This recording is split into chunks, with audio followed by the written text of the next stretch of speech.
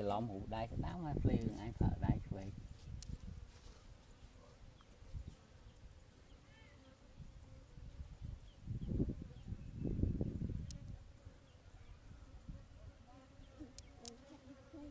nhịp cài cái lưng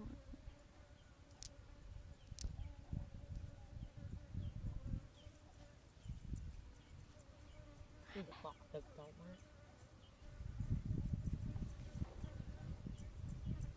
lẹ khòm ấy lẹ mê được rồi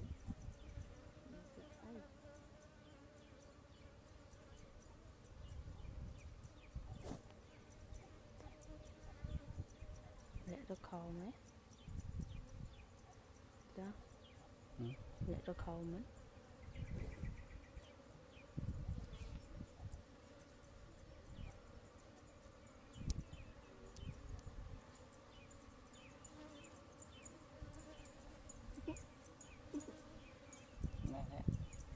bây là kiểu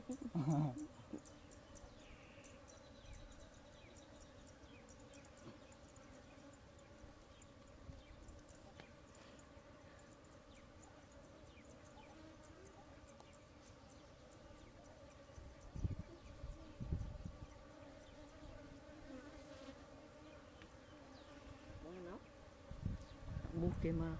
bu vô phút à đập lẹ mà đi ra mình thoát ra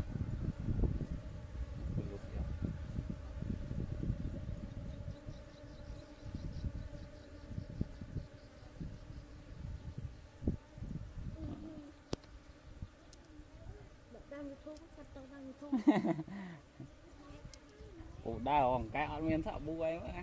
quạt thoát một vít ố không miếng bén bún chả này đã bút màu xiết bút này đá quá giờ giờ khổm thôi dạ ôi đấy con đo cho ủa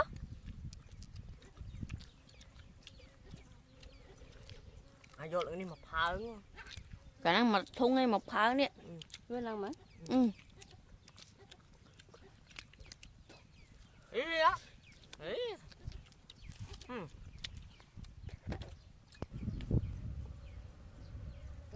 cơ mà ngủ tiếp hết hết thúng vô chả nghe chữ ỏi đó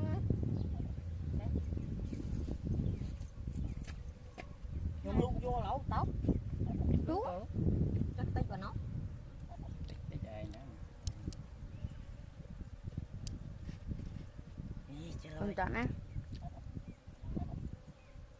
khi mèo vinh cho em ra bạc cả muốn và ai nhóm bém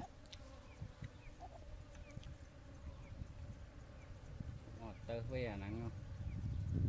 tơ cút với tơ nghe trời ấy như này được nắng tức mấy ở đây tức ở men đi tức lo lại mà luôn đi nó thêm luôn đi nâu tí tao gọi nâu đi đi đi thôi rồi